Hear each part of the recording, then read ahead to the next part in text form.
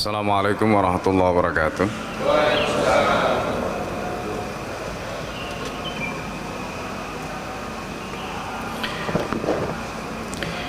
Bismillahirrahmanirrahim. Alhamdulillah wassalatu ala Rasulillah wa ala alihi wa sahbihi wa mawalah. La hawla wa la quwwata illa billah. Rabbi shrah li sadri wa yassir li amri wahlul 'uqdatam min lisani yafqahu qawli. Allahumma inna a'udzubika an adilla wa dhalla zilla wa zalla wa adlima wa udlama wa atalayyitala alayya.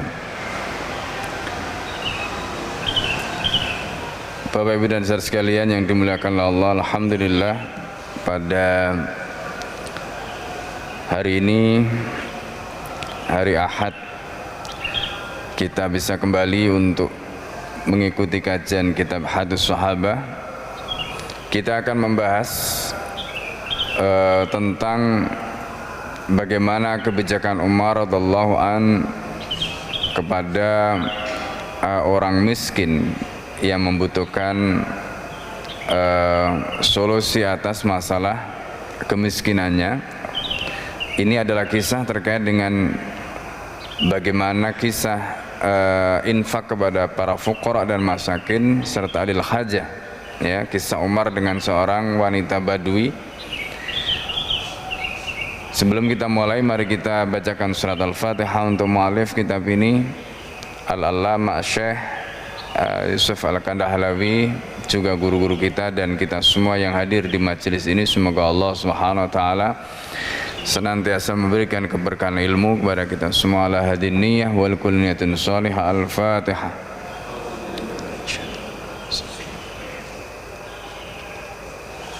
Iya kan.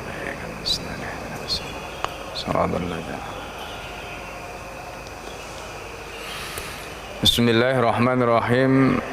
Al-infaq walal fuqara wal masakin walil hajati qissatu arabiyatin ma'a Umar radhiyallahu an. Jadi ini adalah kisah mengenai bagaimana infak yang dilakukan oleh Umar ibn al-Khattab radhiyallahu an kepada para fuqara dan masakin dan mereka yang membutuhkan. Dan ini nanti sekaligus memberikan gambaran pada kita tentang bagaimana kebijakan Umar radhiyallahu an ketika menjadi khalifah. Bagaimana responsibility, tanggung jawab Umar. Dan bagaimana Umar mendidik orang yang diangkat oleh Umar untuk menjadi pejabat. Ketika rakyatnya menuntut, ketika dia punya hak, kemudian haknya belum tertunaikan, maka tuntutan itu diajukan kepada Amirul Mukminin. Dan bagaimana Amirul Mukminin menjelaskan perkara ini, menyelesaikan perkara ini, termasuk kemudian menyelesaikan masalah ini dengan sebaik-baiknya. Bismillahirrahmanirrahim. Akhraja Abu Ubaid fil Amwal. Abu Ubaid telah mengeluarkan riwayat di dalam kitabnya Al-Amwal.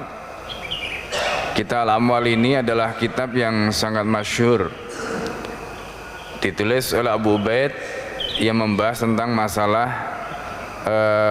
tata kelola, masalah ekonomi termasuk Baitul Mal. Dan Abu Ubaid ini hidup pada zaman Abbasiyah. Dan ini salah satu kitab yang sangat fenomenal karena ditulis dengan menghimpun riwayat-riwayat yang terkait dengan masalah ini, sehingga rujukan dan juga penelusuran terhadap hadisnya diakui, ya, dan dijadikan sebagai rujukan oleh para ulama, khususnya yang membahas dalam bidang ekonomi. Biasanya selain kitabnya Abu Ubaid, ada juga kitab Al-Kharaj. Al-Kharaj itu adalah kitab yang ditulis oleh Abu Yusuf. Abu Yusuf ini adalah salah seorang ulama yang juga menjadi qadhi. Beliau muridnya Imam Abu Hanifah. Abu Yusuf punya kitab namanya Al-Kharaj yang ditulis secara khusus atas permintaan Harun ar-Rasyid ketika menjadi khalifah pada zaman Abbasiyah. Kitab-kitab ini sampai hari ini masih bisa kita baca. Dan dari kitab-kitab ini para ulama kemudian menyusun kumpulan-kumpulan riwayat seperti yang dilakukan oleh Al-Allamah Syekh Yusuf Al-Kandahlawi. Dari kitab ini kita bisa belajar tentang bagaimana tata kelola ekonomi dalam perspektif Islam. Kitab-kitab ini banyak dikaji di fakultas-fakultas ekonomi syariah, ya, terutama di UIA. Kalau kita kuliah di misalnya postgraduate di Malaysia misalnya, itu banyak sekali, dan bahkan menjadi studi yang sangat penting, ya. Nah, di dalam kitab ini disebutkan an Umair ibni Salam ad-Du'ali radhiyallahu anhu, dari Umair ibni Salam ad-Du'ali radhiyallahu anhu, semoga Allah meridhai beliau. Qala, berkata, bainama Umar radhiyallahu anhu nisfan nahari, ketika Umar pada waktu itu berada di tengah siang hari. Nahar itu dalam bahasa Arab lawannya lail. Artinya kalau nahar itu berarti waktu dari keluarnya matahari sampai ghurubus syams, itu nahar. Malam itu mulai dari ghurubus syams sampai tulu'ul fajr, itu malam, lail. Jadi an-nahar wal lail kalau dalam bahasa Arab itu pasangan. Nah, di tengah siang waktu qailulah. Jadi waktu qailulah ini berarti sebelum zawal. Zawal itu adalah waktu ketika matahari tergelincir, itu zawal. Jadi kalau sekarang mungkin sekitar jam 12 itu waktu zawal, maka qailulah ini berarti waktu sebelum zawal. Tidur dan kebiasaan Nabi, ini sedikit Al-Fakir sampaikan, Rasulullah itu punya kebiasaan tidur satu hari satu malam itu 3 kali. Ya, tidurnya Rasulullah itu satu hari satu malam atau dalam 24 jam itu tidurnya 2 kali. Tidur yang pertama itu adalah tidur malam, dan biasanya Rasulullah SAW bangun di tengah malam seperti disebutkan dalam Al-Quran surat Al-Muzammil, Qumil laila illa qalila nisfahu aw inqus minhu. Jadi bangunlah di tengah malam illa qalila, maksudnya tidurnya sedikit. Itu yang dilakukan Rasulullah SAW. Kemudian Rasulullah setelah tidur qiyamul lail, kemudian setelah qiyamul lail menjelang subuh itu Rasulullah tidur sebentar, ya, tidak seperti tidur yang pertama tadi. Kemudian setelah itu adzan subuh, sholat subuh, habis subuh nggak tidur lagi, ya, karena kebiasaan tidur habis subuh itu tidak baik. Dan bahkan di dalam kitab Ad-Da'wa Dawa'nya Ibnul Qayyim Al-Jauziyah itu disebutkan tidur habis subuh itu menghalangi rezeki. Jadi makanya hati-hati bapak yang biasa tidur habis subuh. Jadi jangan biasakan tidur habis subuh, ya, karena tidur habis subuh itu ketika malaikat membagi rezeki, ya orang tidur nggak dapat rezeki. Jadi ini diantara yang disebutkan oleh Nabi dalam, dan dikutip Ibnul Qayyim Al-Jauziyah dalam kitabnya Ad-Da'wa Dawa, ya. Nah, jadi karena itu Rasulullah habis subuh nggak tidur. Kemudian tidur yang ketiga itu adalah tidur waktu qailulah. Qailulah itu berarti tidur menjelang sholat duhur. Itu tidurnya Nabi. Nah, itu menjadi kebiasaan Rasulullah SAW. Meskipun para ulama itu menyebutkan karena tidur ini kalau dalam ilmu usul fikih itu nanti masuk dalam kategori perbuatan Rasulullah yang masuk dalam kategori jibiliyah. Jibiliyah itu adalah perbuatan yang dilakukan Rasulullah sebagai manusia, ya, perbuatan yang dilakukan Rasulullah sebagai manusia. Contoh Rasulullah makan, itu jibiliyah. Rasulullah tidur, jibiliyah, ya. Nah, jadi perbuatan jibiliyah itu hukum asalnya mubah, ya, perbuatan jibiliyah itu hukum asalnya mubah. Ini dalam konsep usul fikih. Kalau kita belajar usul fikih, makanya yang nggak belajar usul fikih nanti ngawur. Pokoknya Rasulullah tidur sunnah tidur, gitu. Nah, itu ngawur namanya, ya. Nah, ini karena nggak belajar usul fikih. Jadi dalam usul fikih itu dibedakan perbuatan Nabi itu. Ada yang disebut dengan jibiliyah, ada yang disebut dengan ghairu jibiliyah. Jadi jibiliyah itu adalah perbuatan yang dilakukan oleh Rasulullah sebagai manusia, ya, seperti tidur, makan, minum, duduk, berdiri, itu, ya, perbuatan yang sifatnya manusia, nggak ada bedanya Nabi dan Rasul atau orang biasa. Itu namanya perbuatan jibiliyah. Nah, hukumnya kita mengikuti perbuatan Rasulullah dalam hal ini itu mubah, tapi kemudian ulama usul fikih mengatakan begitu, itu sifatnya advice, bagus kalau kita ikuti. Karena apa? Terkait dengan kesehatan. Itu nanti konteksnya di situ. Jadi kalau kita misalnya bisa tidur seperti Nabi, 1 hari 1 malam 3 kali, maka itu advice bagus sekali untuk kesehatan kita, sehingga ritme tubuh kita itu terjaga, gitu loh. Ritme tubuh kita itu terjaga. Nah, memang kita memahami hasuma yakunu syar'u fatamatil maslahah, itu kaidahnya. Di mana ada syariat pasti maslahat. Artinya apa? Ketika Rasulullah mengajarkan tidur dengan cara seperti itu, pasti itu bagus.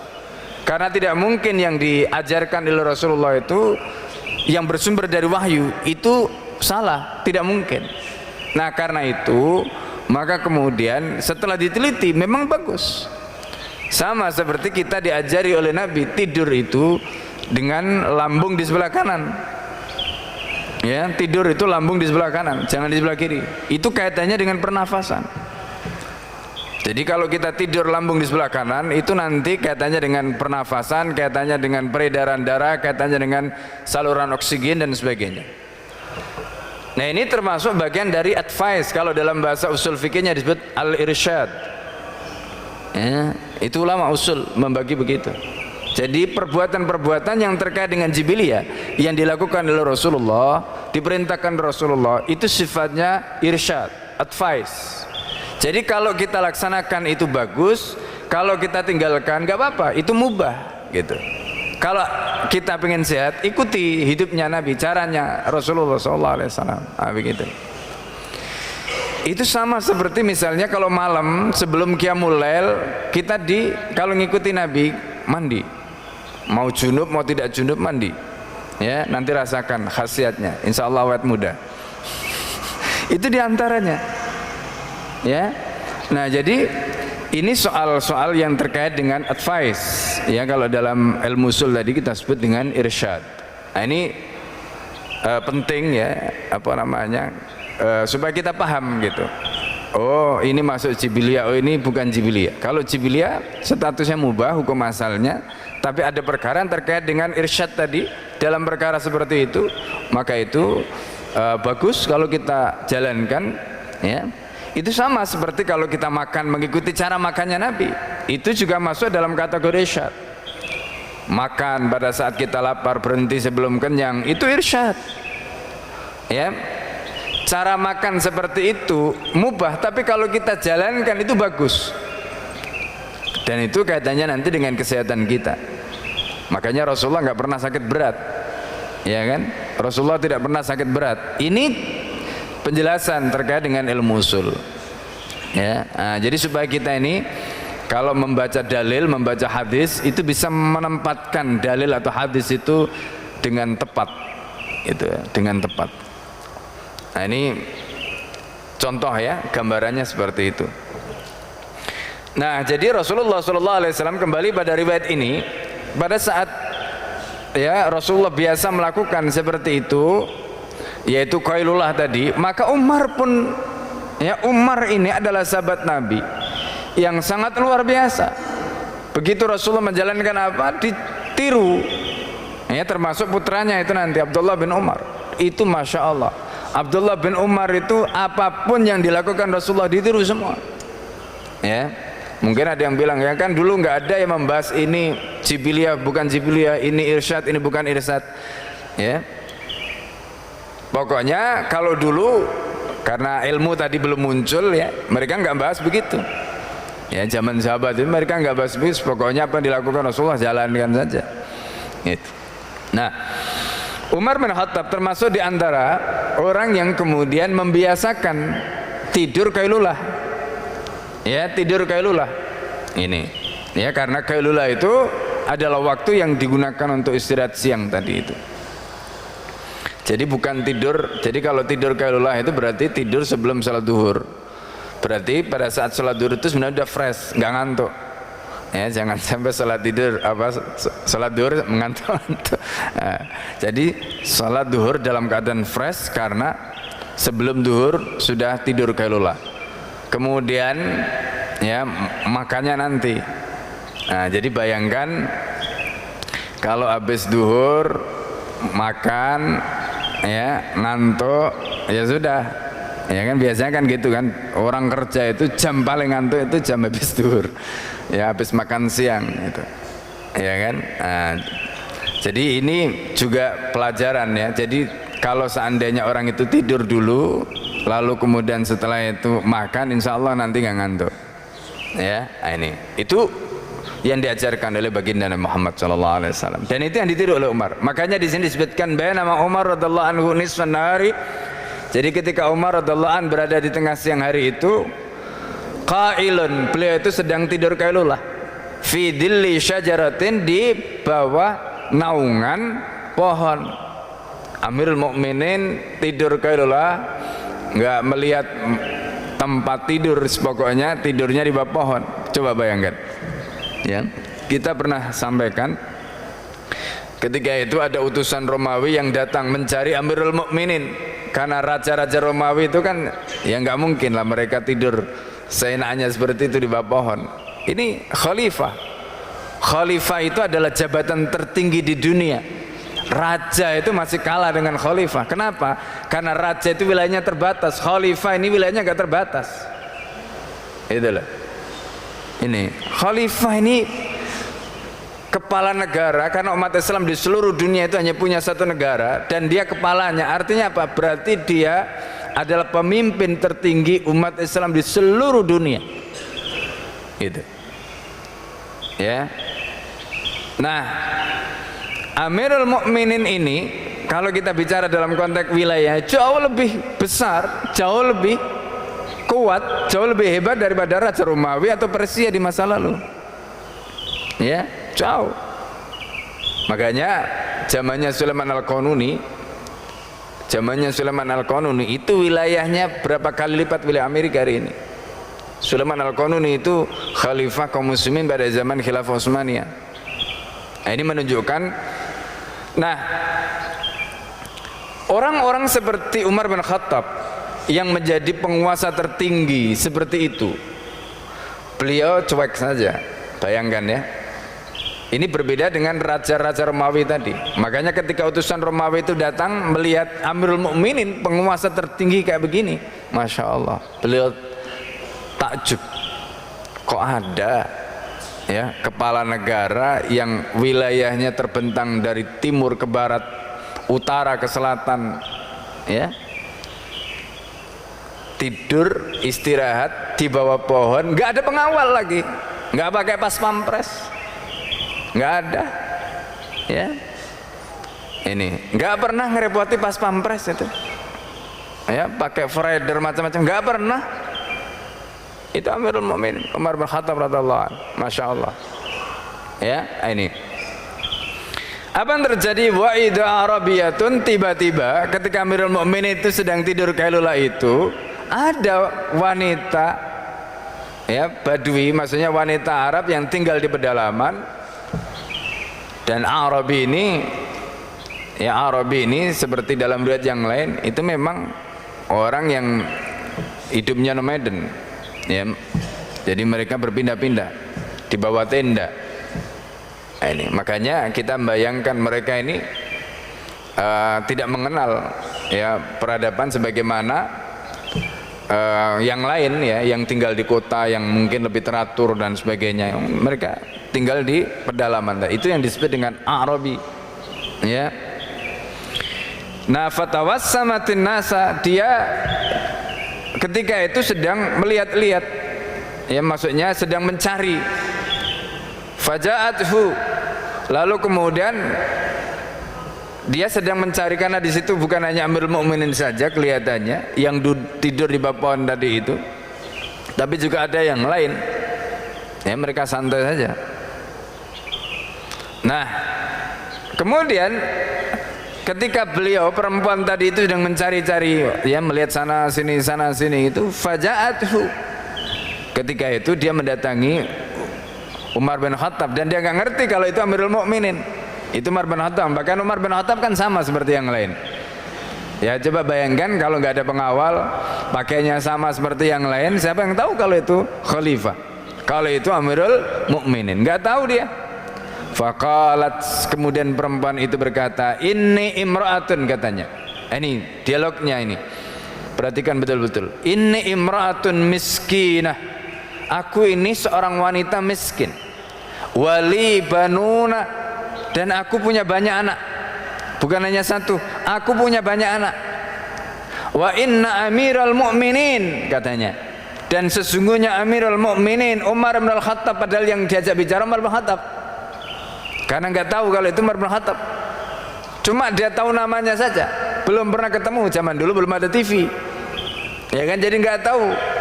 Karena mungkin pada saat baiat atau pelantikan kan nggak hadir gitu ya. Jadi nggak bisa ngelihat wajahnya Umar itu kayak apa.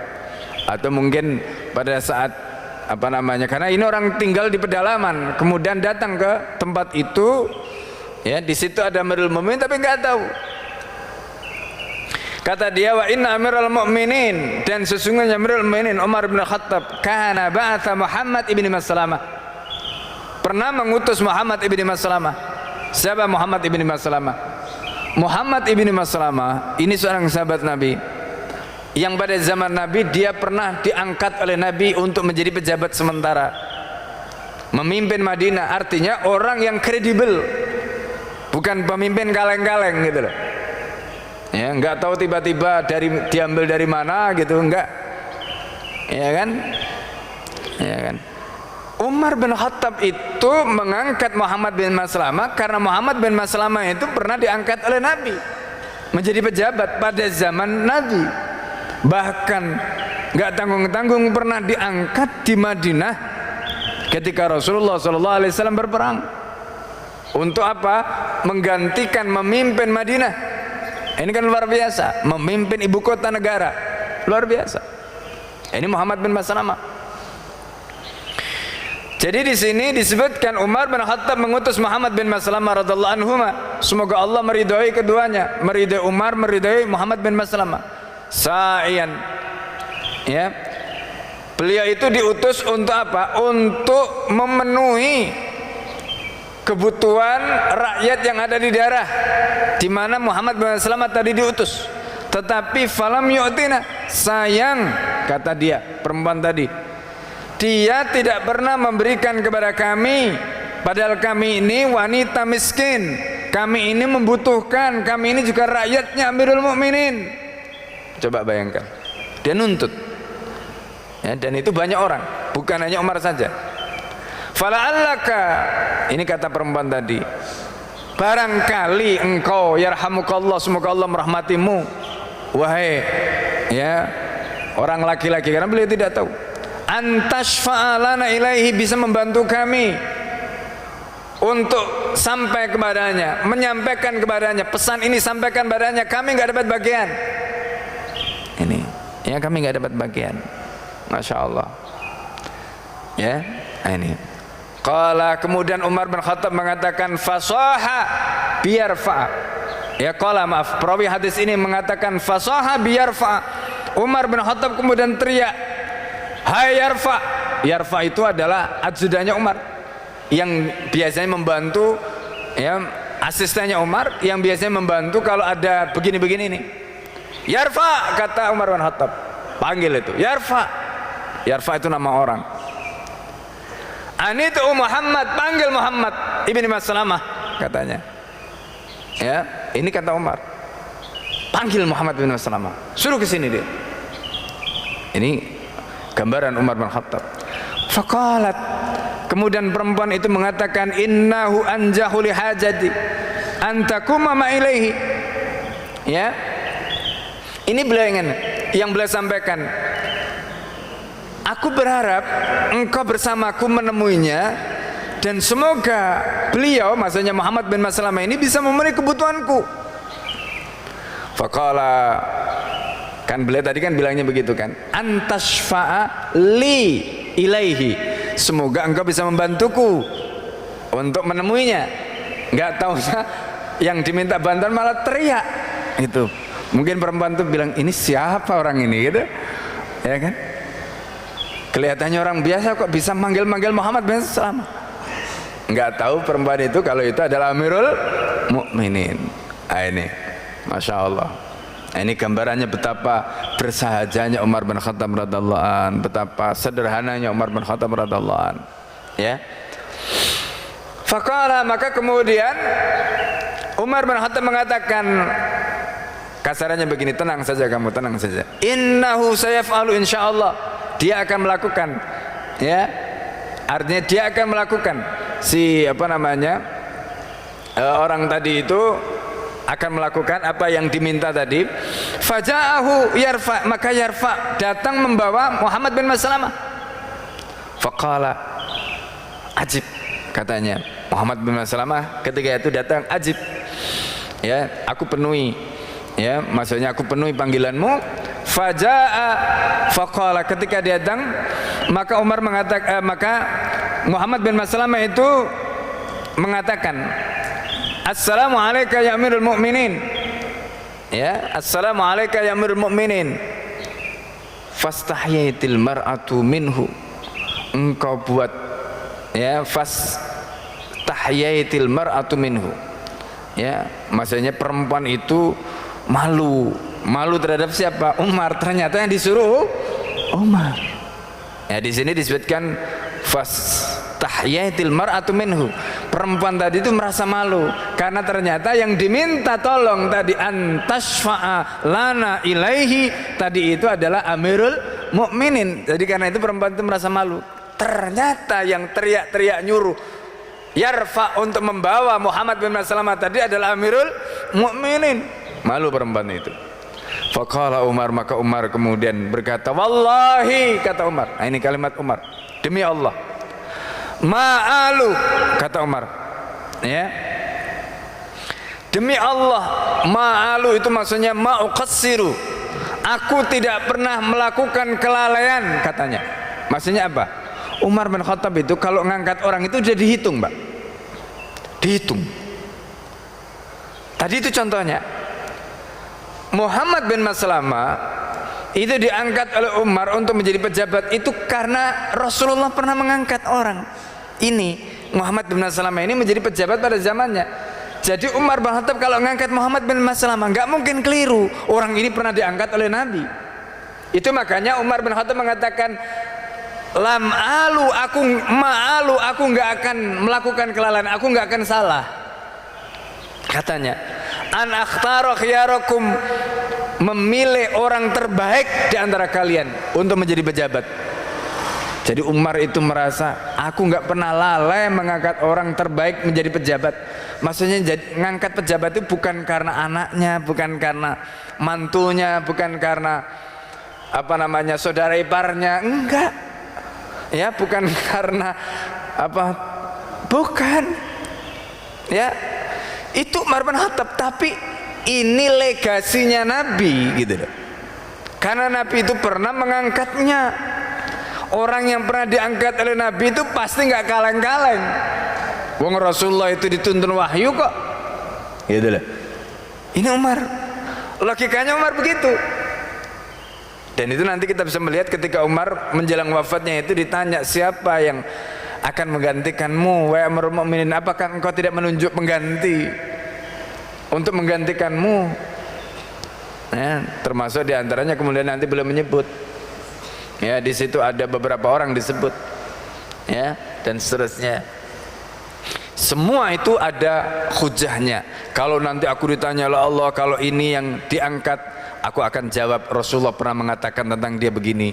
Kalau nanti ini yang diangkat, aku akan jawab nanti di depan Allah karena Rasulullah pernah mengatakan orang ini begini. Begitu Umar bin Khattab itu kalau mengangkat pejabat. Jadi ada apa?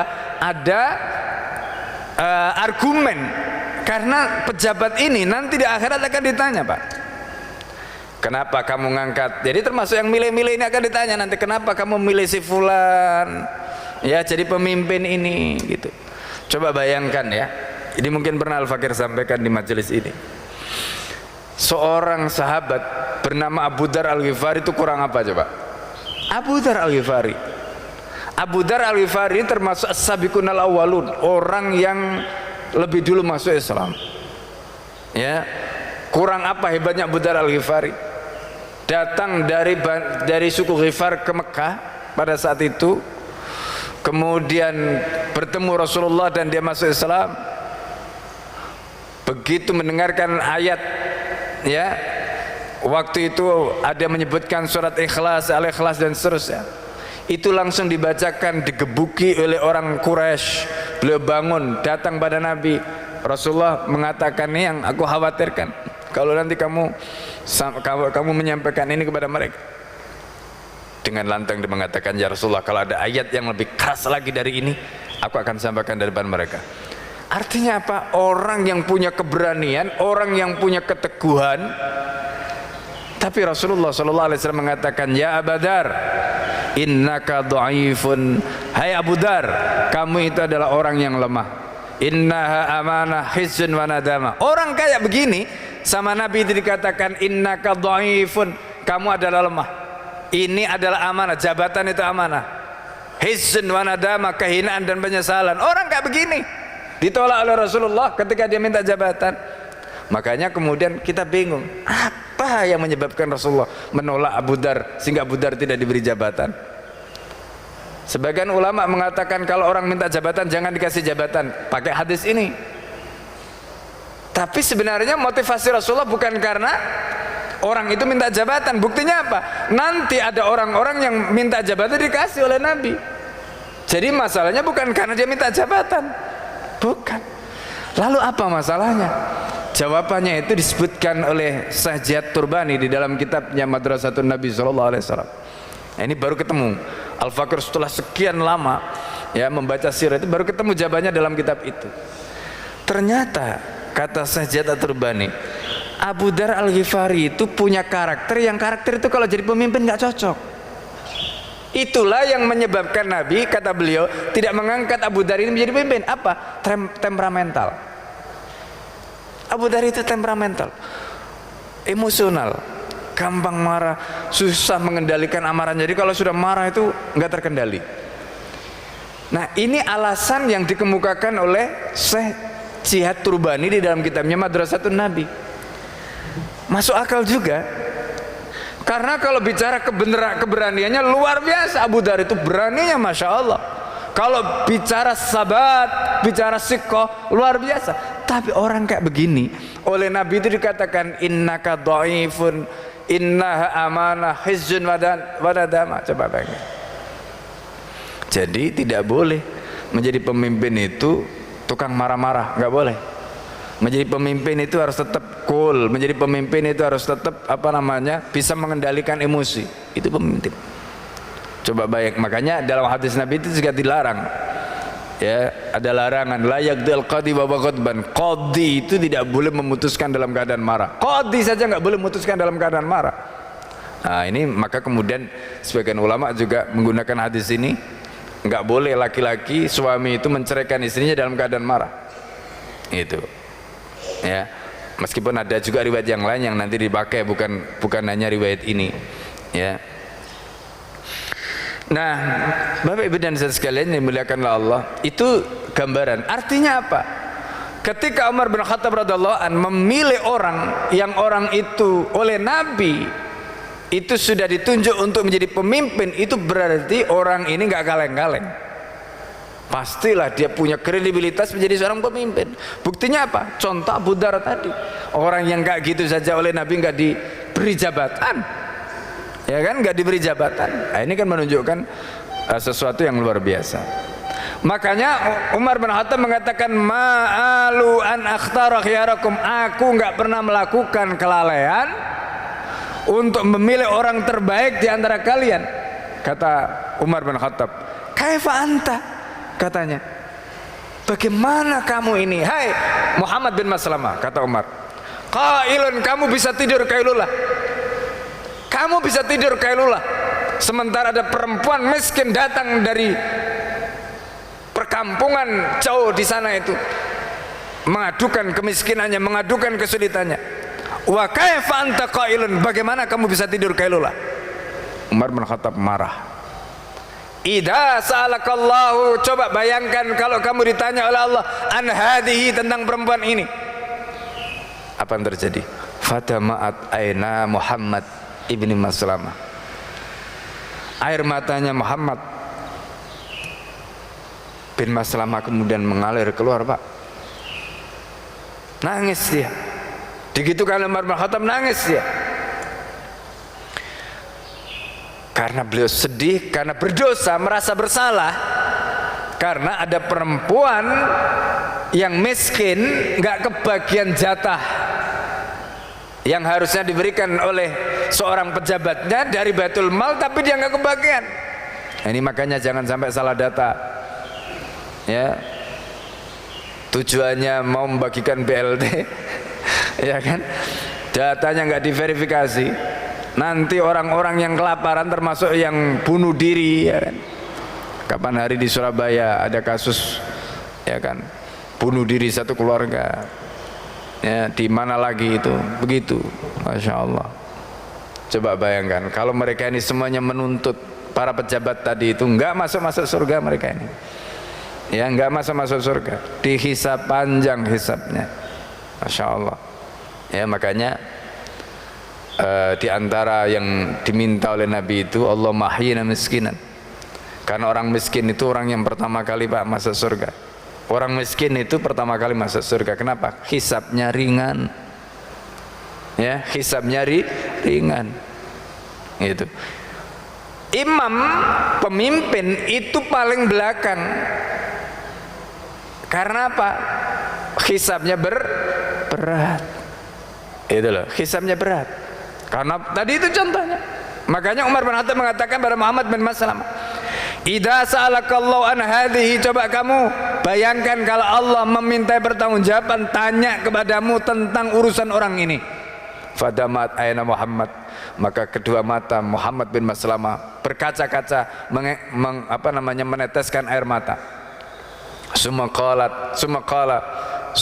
faqala Umar, kemudian Umar mengatakan, "Innallaha ba'asa ilaina nabiyahu", Allah telah mengutus kepada kita nabinya, fasaddaqnahu, kami membenarkannya, kita membenarkannya, wattaba'nahu, dan kita telah mengikutinya, fa'amila bima amarahullahu bihi, maka nabi telah melaksanakan apa yang Allah titahkan, faja'alat sadaqata, nabi telah menjadikan sedekah li ahliha, kepada orang yang berhak, minal masakin, dari kalangan orang-orang miskin. Gak pernah ada ceritanya, ya, nggak pernah ada ceritanya Nabi itu ngambil jatahnya orang miskin, nggak ada. Ini makanya perhatikan, ya, ini, ya, makanya kita juga begitu, ya, di masjid, ya, kalau ada misalnya kepanitiaan pembagian zakat dan sebagainya, ya, usahakan panitia tidak mengambil dari situ, ya. Yang boleh mengambil itu amil, kalau bukan amil nggak boleh. Ini nanti kaitannya dengan hisab. Apakah kita punya hak ataukah tidak? Itu pertanyaannya. Ya. Kemudian hatta qabadahullahu ala dzalika, sampai Allah kemudian mencabut, mengambil, mewafatkan Rasulullah SAW dalam kondisi kebijakannya tetap seperti itu. Sumastakhlafallahu Abu Bakrin, kemudian Allah menjadikan Abu Bakar, mengangkat Abu Bakar menjadi pengganti Rasulullah SAW. Fa'amila bisunnatihi, Abu Bakar kemudian menjalankan sunnahnya Nabi, ya, hatta qabadahullah, sehingga Allah mewafatkan Abu Bakar. Summa istakhlafani, kemudian Allah menjadikan aku menjadi penggantinya Abu Bakar. Falam alu, katanya Umar, aku pun tidak melakukan kelalaian, an akhtara khiyarakum, untuk memilih orang terbaik di antara kalian. Ini Umar bin Khattab radhiyallahu anhu. In ba'astuka, kalau aku telah mengangkatmu Muhammad, ini kata-kata Umar kepada Muhammad bin Maslamah, kalau aku telah mengangkatmu, fa'ati ilaiha, kamu tunaikanlah kepadanya shadaqatal ami, sedekah dalam satu tahun ini, wa amin awwala, ya, dan tahun, ya, berikutnya. Wa ma adri la'alli la ab'atsuka, dan aku tidak tahu, boleh jadi aku tidak akan mengutusmu lagi.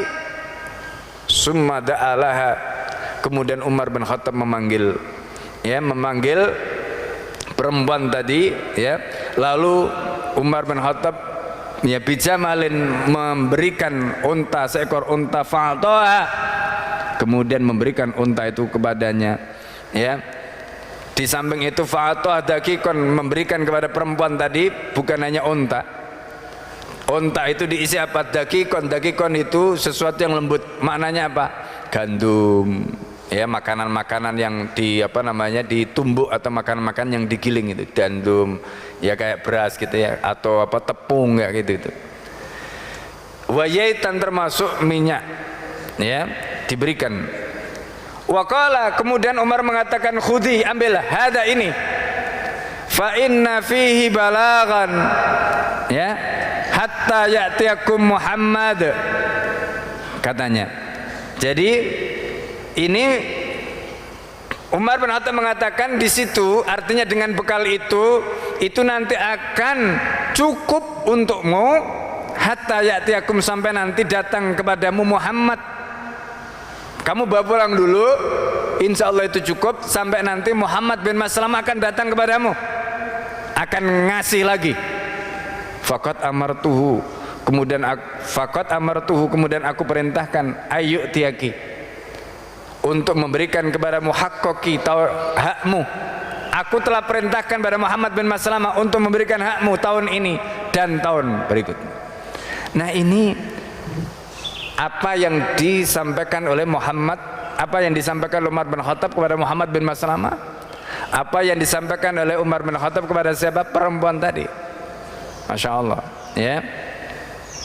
Nah, jadi ini gambaran, ya, riwayat yang pertama. Dan di riwayat kedua ini hampir mirip dengan riwayat yang pertama. Di sini disebutkan kisah binti Khufaf ibni Ima'in al-Ghifari ma Umar ibn Khattab radhiallahu anhu. Jadi ini adalah kisah putri Khufaf, ya, ibni Ima' al-Ghifari.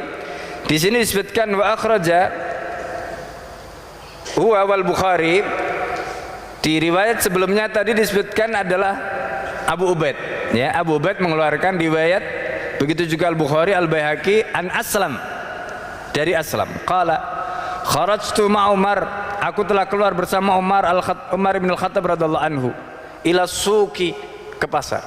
Jadi kalau kasus pertama tadi itu perempuan dari kampung, orang Badui. Kalau ini adalah perempuan yang orang sudah tahu dia adalah putri dari Khufaf ibni Ima al-Ghifari tadi. Perempuan ini kenal Umar bin Khattab.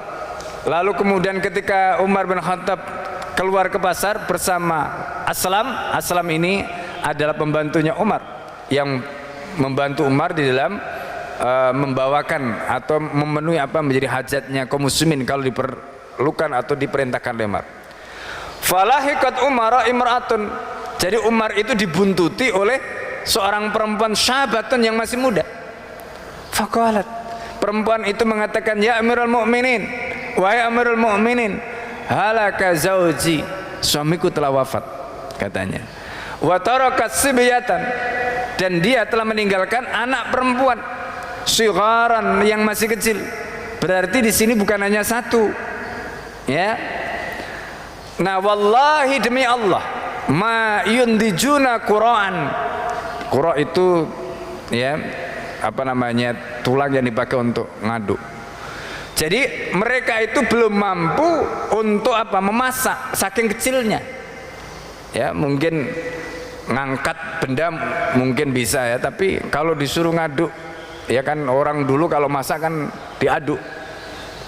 Walalahum zar'un, mereka juga tidak punya tanaman. Walador, nggak ada juga susu atau embeng yang diperah. Wa khasyitu ayyakulamud dhabu', aku khawatir mereka akan dimakan binatang. Dhabu itu adalah nama binatang yang sangat terkenal di Arab itu, sehingga ada istilah orang-orang yang pemikirannya diracuni oleh orang-orang kafir itu disebut al-madbu'in. Madbu'in itu dari kata dhaba', tadi itu nama binatang. Wa ana bintu Khufaf, aku ini adalah putri Khufaf bin Ima al-Ghifari, katanya, radhiyallahu anhuma. Wa qad syahida abi al-Hudaybiyah, ayahku pernah ikut perang Hudaybiyah ma'an Nabi sallallahu alaihi wasallam, bersama Rasulullah sallallahu alaihi wasallam. Berarti apa? Ini putrinya sahabat. Fa waqafa ma'aha Umaru, maka Umar kemudian berdiri ya, berdiri di hadapan perempuan itu. Walam yamdi, Umar tidak melanjutkan langkahnya. Sumakala, Umar kemudian mengatakan marhaban. Jadi Umar itu kalau ketemu anaknya sahabat, masya Allah, marhaban binasabin koribin, selamat datang ya putri yang punya nasab yang dekat. Maksudnya ya ini ya seperti kita lah kalau mengatakan masya Allah anakku, kira-kira begitu. Saking apa, menunjukkan mahabbahnya, cintanya kepada anak-anak sahabat tadi. Ini yang disampaikan oleh Amirul Mukminin. Suman sarafa, kemudian Amirul Mukminin meninggalkan beliau ila ba'irin dhahirin. Ada unta itu yang kuat membawa beban. Karena marbutan fiddar, unta itu diikat di rumah, di sebuah rumah, gedung atau gudang. Fahamala alaihi, kemudian Umar mengisi punggungnya unta yang biasanya ada apa? Wadahnya tadi. Ghirarata ini, ghirarah itu adalah wadah yang diletakkan di kanan kirinya, kemudian dinaikkan di atas punggungnya unta tadi. Malahuma, Umar mengisi keduanya, ghirarah tadi itu, wadah tadi itu, ta'aman dengan makanan. Wa ja'ala, kemudian Umar menjadikan bainahuma, di antara keduanya kanan kirinya tadi, nafaqatan, nafaqah. Wasiyaban, diisi dengan pakaian. Summa nawalaha, kita mau. Umar kemudian mengambil apa?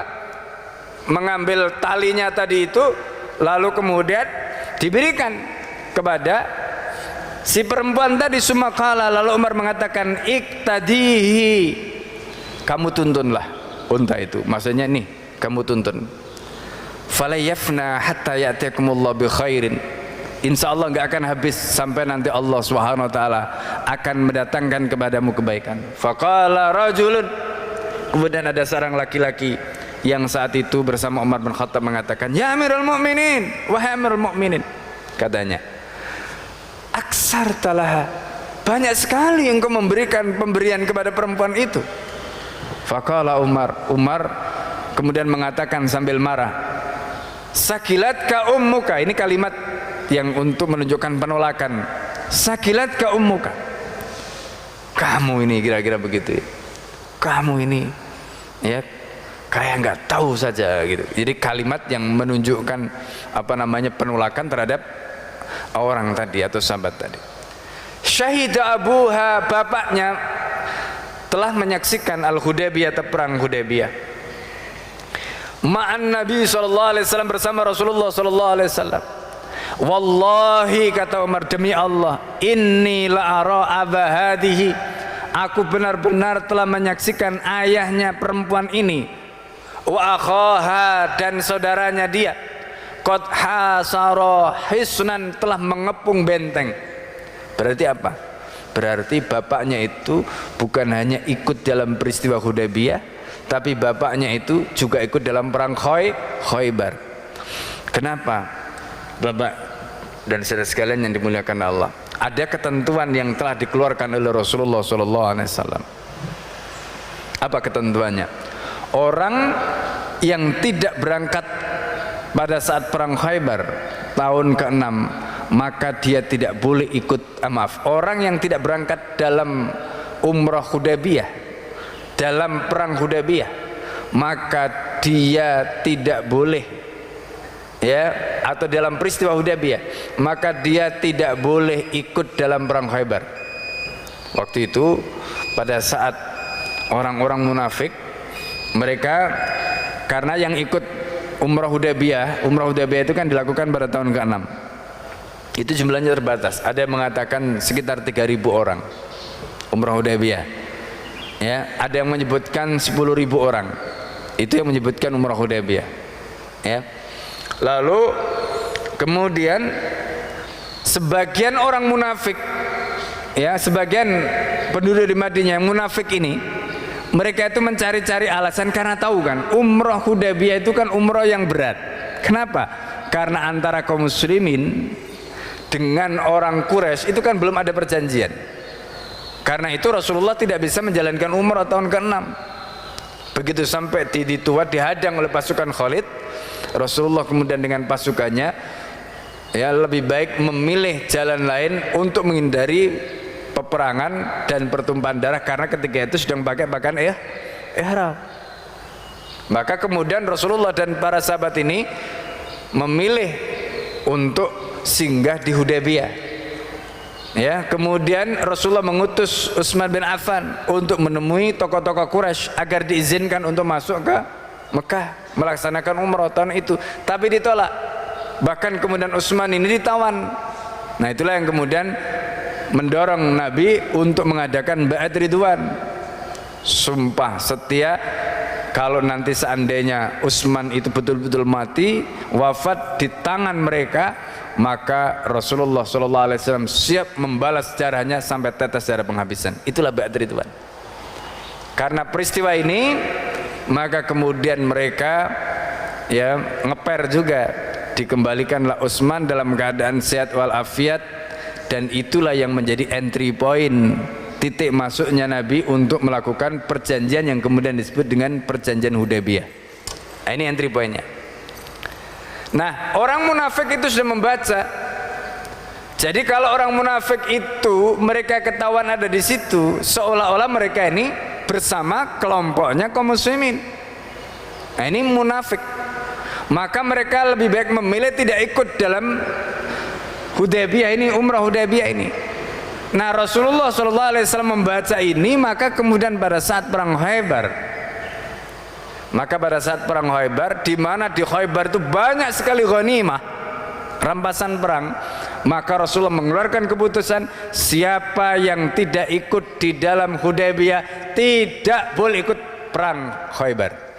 Kapok mereka. Akhirnya apa? Mereka mau ikut nggak boleh sama Nabi. Berarti apa? Orang yang ikut di dalam Khaybar itu sudah pasti ikut di dalam Hudaybiyah. Nah, ini yang digambarkan tadi. Oleh karena itu,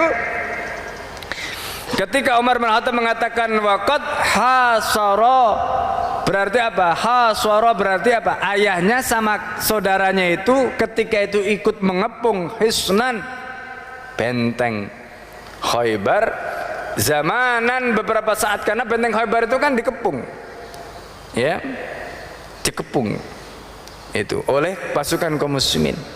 Faftatahnahu, kemudian kami mendapatkan kemenangan. Sumasbahna, kemudian kami nastafi'u suhamana fihi, kami kemudian mendapatkan ya, mendapatkan ghanimah macam-macam, ya, itu dalam peristiwa perang Khaybar.